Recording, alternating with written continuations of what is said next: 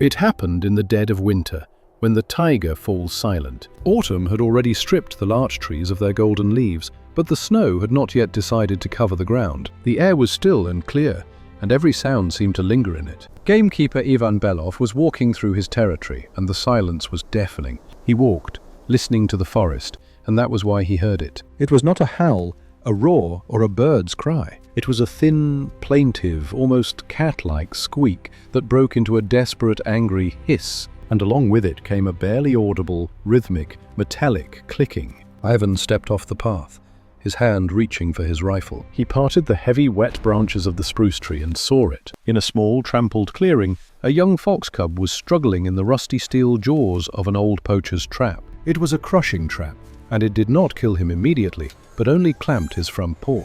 The trap was chained to a fallen tree. The fox cub was thin, its magnificent red fur matted and covered with mud and blood, and its eyes burned with a wild, primal hatred and all-consuming horror.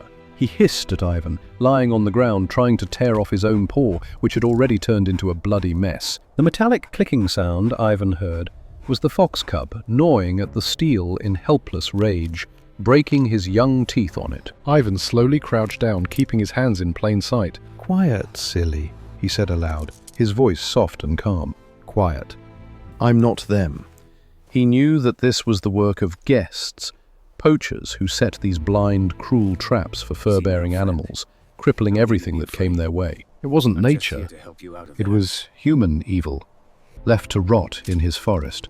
The fox cub struggled harder, letting out a piercing, pain-filled squeal. Ivan took off his thick canvas jacket. It took him a few minutes. Throwing the jacket over the desperately biting and scratching muzzle, he felt for the springs of the trap. His strong, work-hardened fingers in thick gloves pressed down on the levers. There was a loud, dry click, and the steel jaws sprang apart. Ivan carefully freed the crushed paw. The fox cub, now free, froze for a moment, then went limp, unconscious from pain and shock. Ivan wrapped it carefully in his jacket, as if it were a child. He looked at the rusty chain, at the monstrous mechanism, and a heavy, cold rage settled in his heart. He cut the chain with an axe, and carrying the warm, barely alive bundle, went home to his hut. The following weeks turned into a long, quiet battle for life. Ivan settled the fox cub in a large wooden box by the stove. The first few days were pure hell. The fox cub, having come to its senses, turned into a small, furious demon.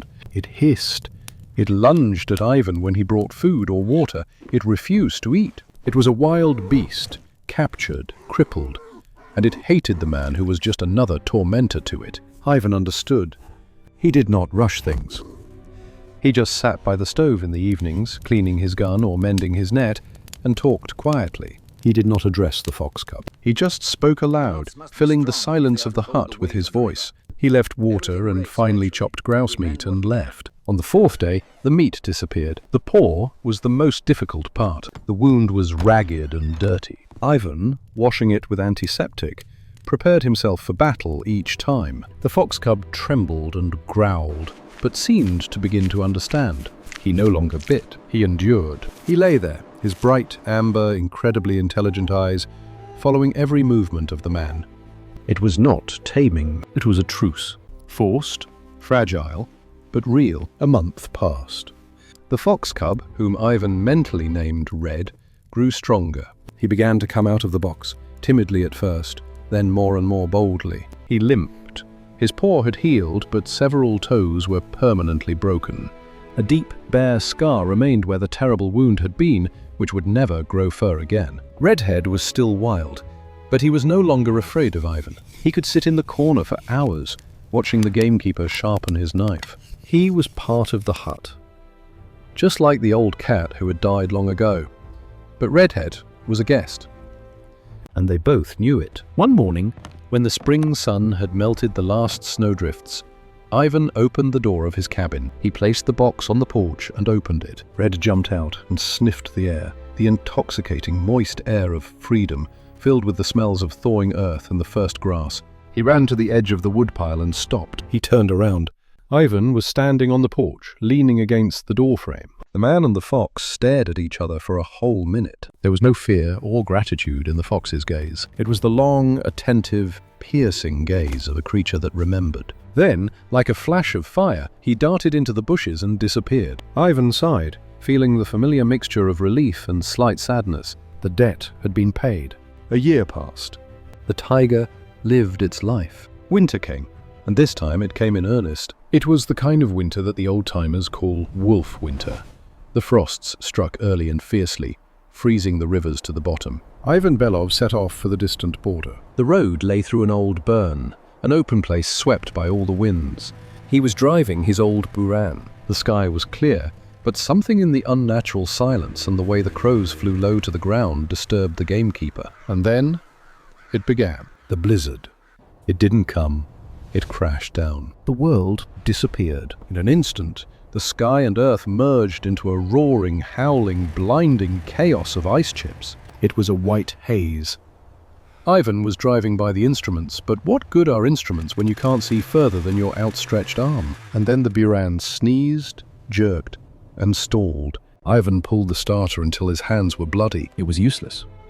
The air filter was clogged with icy dust. The engine cooled down, turning into a useless piece of iron. And the silence that followed the roar of the engine was more frightening than the roar itself. Now only the howling of the wind could be heard. The real, wolf-like howl of the elements. Ivan knew what this meant. Stay where he was, and he would freeze to death in an hour. Walk, and he would get lost after 100 steps. He checked his compass. The needle was shaking and dancing, confused by the magnetic storm that often accompanies such blizzards. The GPS on his phone was dead. No signal. He was blind. He was alone. He walked, as he thought, toward the hut. He walked for an hour, sinking into snowdrifts, losing strength. He stumbled upon a frozen stream, tried to cross it, and sank knee-deep. The icy water instantly soaked his boots. Now it was a matter of minutes. He fell. He tried to get up, but his body, weighed down by snow and fatigue, would not obey him. He fell again. And then he was overcome by what all taiga dwellers fear. An incredible, blissful, warm fatigue. Suddenly, he didn't care anymore. The cold was gone, replaced by indifference. He leaned against a snowdrift and closed his eyes.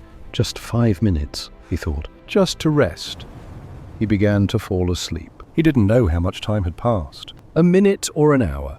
He was torn from this warm, deadly fog by a sharp, physical sensation. Something cold, wet and insistent poked him in the cheek, then in the other. Then something sharp dug into his mitten and tugged. Ivan struggled to peel his frozen eyelids apart. The world was a white haze, and in that haze, right in front of his face, sat a creature, red-haired, covered in frost, with 2 amber coals for eyes. It stared intently at him, and it barked. It wasn't yapping or whining. It was a sharp, abrupt, demanding bark. Redhead. Ivan croaked, not believing it. The fox twitched his ears. He jumped up to Ivan, poked his nose in his face, as if checking if he was alive, and barked again. Then he ran back a few steps, stopped, turned around, and barked again. Ivan recognized him. On his front paw, where the fur was thinner, there was an ugly, dark scar from a trap. It was him. The fox wouldn't let up.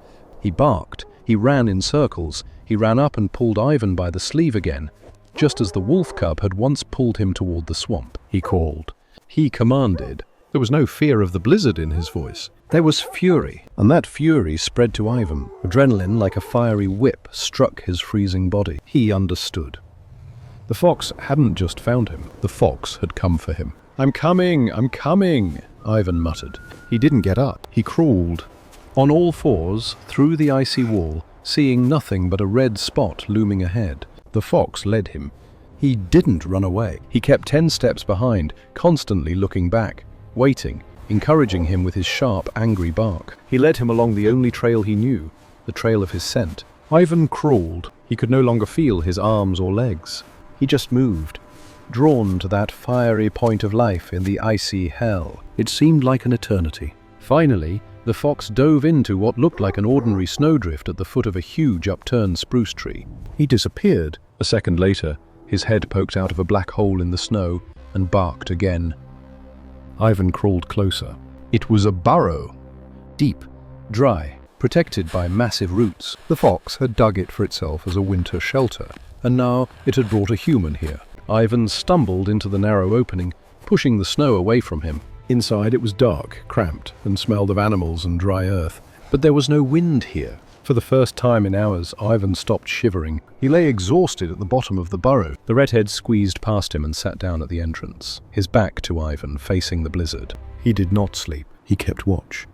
He sat like a little red sentry, blocking the entrance from the snow and wind with his body. Ivan lay in the darkness and looked at this silhouette. He had saved his life and healed his paw, and now this small, lame predator whom he had set free had returned from the heart of the blizzard to pull him from the jaws of death. He had repaid his debt. Huntsman Ivan Belov waited for morning in a foxhole. When the blizzard subsided, he crawled out, stretched his stiff but still functioning limbs, and headed toward his hut, which, as it turned out, was only a kilometer away. The redhead accompanied him to the edge of the forest, then silently disappeared into the woods again. He had paid his debt. Ivan understood that in the taiga there are no one-sided debts. Here, every action you take, good or bad, will inevitably come back to you, sometimes in the form of a fiery fox in the middle of the white fog.